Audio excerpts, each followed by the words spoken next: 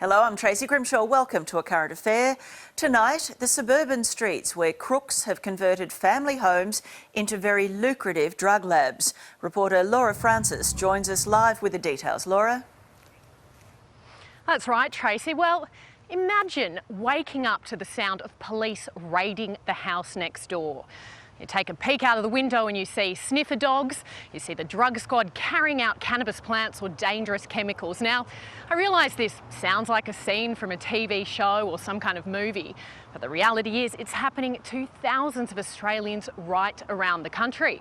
Could even happen in your street. In fact, a staggering 70% of these drug dens are operating in suburban streets just like this one. And as our investigation shows, some real estate agents have a lot to answer for too. Unbelievable. All the neighbours here can't believe that this has happened. You've got false walls. Usually you've got a lot of holes, a few holes there, where they run their watering systems through. It's suburbia turned disturbia. From the outside, average family homes. Swing sets and kids' toys disguise the reality that this is an adult's playground. At the front it looks all good, no signs of damage at all. But behind closed doors... Hey. Yep. Wow. It's definitely a full-blown hydro. Secret, sophisticated setups. Grow houses. Most of the room's been reworked. You've got an extremely good ventilation system here. Meth labs. You're under arrest. Drug lords creating kingdoms, living by their rules, leaving honest Aussies to foot the bill. You're probably looking at least $35,000 in damage. And you could be living right next door to a toxic time bomb. There's the issue of flammability, and those labs can be very volatile and explode. And not have a clue. My house was turned into a drug den. Meet Peter Guerin from BioClean. It's his job to fix up houses after the police have tracked down and busted the criminals. And this house in Melbourne's western suburbs is one of the most elaborate setups he's seen. And all these little hooks here would have had lights on them. The special grow lights that they grow under the hydroponic setups. And all the windows windows dark. Blacked out. They've Yeah. usually got silver tape on them or something, but it's fairly common, unfortunately. But that's the illicit drug trade, isn't it? It's the knock-on effect with the damage and the costs and everything like that. An estimated $1 million operation. 4 rooms full of cannabis plants. Changed locks to keep it all hidden away. Secret escape passages in case of a raid. A homemade irrigation system. Yeah, look, you can see with all the hoses here that this is the main part of their irrigation. All these hoses go to feed all the plants in various rooms. The fact that mould and mouldy cannabis, which is carcinogenic, is not good. And sneaky wiring to avoid power bills. They certainly have done a lot of their own renovation, for want of a better word. What's going on here? Laura, this is very typical of a hydro setup. You've got the mains power coming in from the bottom, which has been cut. Normally it travels straight through to the meter, but at this cut point they bypass the power, run their own electrical switching, etc., to power the amount of energy that's required for the lighting. My family is devastated. The house belongs to Manish. He used to live here with his wife and children, but 6 months ago he decided to rent it out to tenants to help support his family.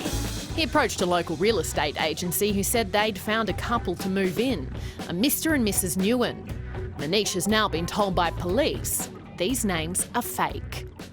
It was really very sad to see the house in this shape, and our heart was really broken. Instead, his tenants were drug barons who've left him with a $40,000 damage bill. No, I'm nowhere. No one is ready to help me out for this. Manish's real estate agency claim they did all the relevant background checks as well as an inspection. But a few simple checks from us, and we discovered not only were their names made up, on their tenancy application the fake tenants put down a fabricated current address. So on their rental application, they've said they live at number 6, which is right next door to you. Have you heard of them? No, I've never heard of them. We've lived here for 10 years and certainly no one of that name's ever lived upstairs. It seems Manish was also the victim of a slack real estate agency, the very people he was paying to look after his property. And the news gets worse for Manish. His insurance company have said he didn't have the right level policy to cover this kind of damage, which means he could lose the lot. My insurance company is saying they won't pay for the damage. And we're in a relatively quiet suburb. It's family land. Is that the kind of profile of these houses? It is. It's usually in a court, somewhere that's obscure, whether there's trees in the front or just limits their exposure. It was a very, very quiet house. Trevor lives next door to the drug den. He says as the months went by, he started picking up odd behaviour from his new neighbours. But just a bit before Christmas, before the blinds never got lifted, and then after Christmas the garbage bins weren't going in. And while there were kids' toys lying around, perhaps as part of the decoy, he never saw any children. Never saw a young family at all. They are common in regional and metropolitan areas. Detective Senior Constable Joshua Renfrey from the Victorian Drug Squad says grow houses are springing up all around the country. They do come up quite regularly. We do attend these on an almost weekly basis. He says it's vital neighbours report any suspicious behaviour. There's a number of things that you can keep an eye out for. Predominantly things like shuttered windows, which are permanently down, is a big giveaway. Blinds and curtains, which are always drawn. The occupants rarely being there or only staying for short periods of time. And also sometimes people living near these houses will experience power outages as a result of the houses essentially stealing electricity. Police say anyone caught growing cannabis will be cut down. People cultivating cannabis hydroponically in these sort of quantities can expect to receive lengthy jail terms. One person has already been arrested over that drug house. Police say if you're suspicious about homes in your area, you should contact your local police station or call Crime Stoppers on 1800 333 000.